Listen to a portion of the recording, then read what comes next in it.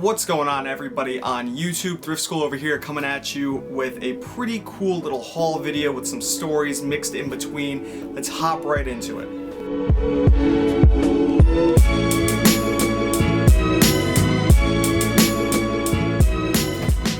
So I went to a bunch of thrift stores, and at the very first one, all I found was this Dora the Explorer children's VHS tape. Now, I do pretty well with children's VHS tapes. I think I paid 99 cents for this, and it's going for around 10 bucks, 12. I'll make about $8 after all fees. Now, I also found an iPad 2 cover sleeve. It was $4, and it was going online for around 50 bucks used. Now, it looked awesome. It looked all great. I got up to the register, and I figured I would just check inside really quick and make sure it's all there. It looked like it was.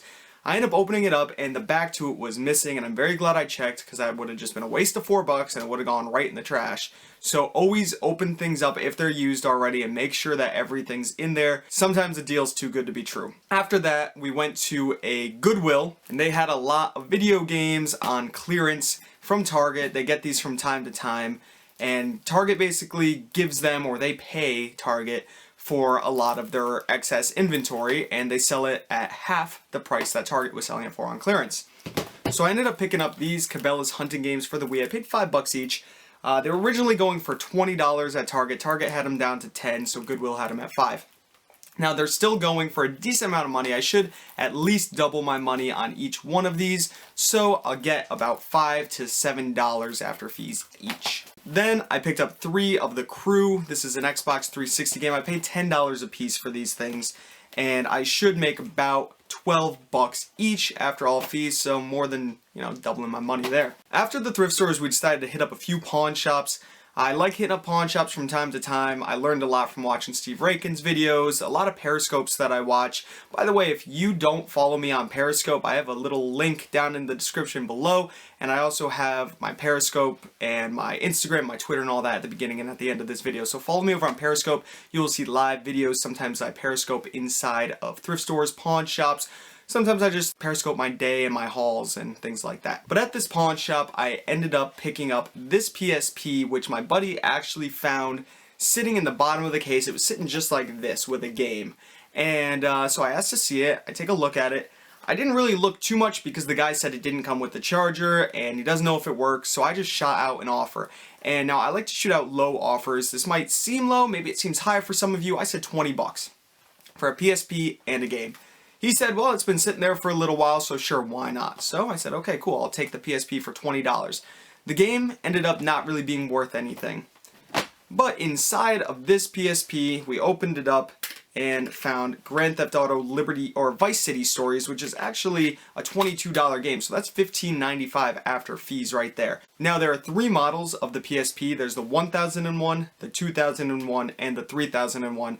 I didn't even look it up. I've never found one in the wild, but this is actually the 3001. This model is going for just around $100 on Amazon FBA. All of these prices are Amazon FBA prices, so if something seems a little high or a little low, depending on where you sell, it could be different, but these are Amazon FBA prices. So I had no idea if this thing worked. I ended up coming home, plugging it in. It works perfectly fine. 100 bucks, game's worth 15 after fees. Then I decided to check inside and see if there was a memory stick. There was an 8GB one, which is the highest one I've ever found out in the wild. Very lucky here. That's about 15 bucks after fees as well. After I paid for that $20 out the door, I decided I'd walk around a little bit more and see what else I could find. I found a bunch of these thermostats sitting in the back, and this was one brand that I heard of before. It's called Nuheat, N-U-H-E-A-T, and it's a touchscreen thermostat.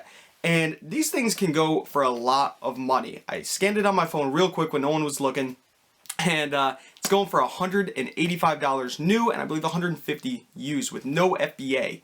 So I asked how much he wanted for it. He said 30 bucks. So I didn't even mess around with that. I just took it. I kind of gave him the I don't know if I want to buy it, and I walked around the store for a minute, and I found this Linksys router.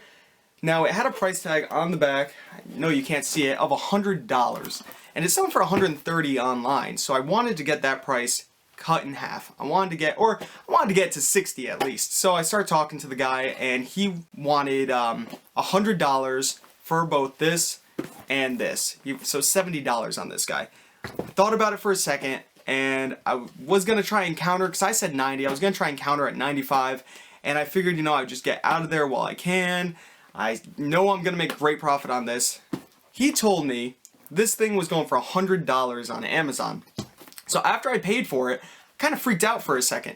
And I ended up going onto Amazon on my phone right when I got to the car, double checked, and he was looking at the used price the whole time online. He was checking prices online.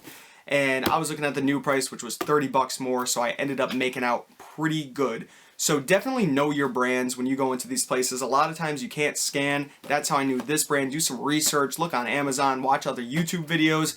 Definitely watch Periscopes. You will see live footage, and you will see what people are kind of going through in their head while it's going on. And that can help you make decisions based on what's around you. So until next time, guys, please like this video, comment down below. If you have any questions, just let me know. If you found anything really cool lately, let me know down below. I love reading those things and I respond to all of them. All right.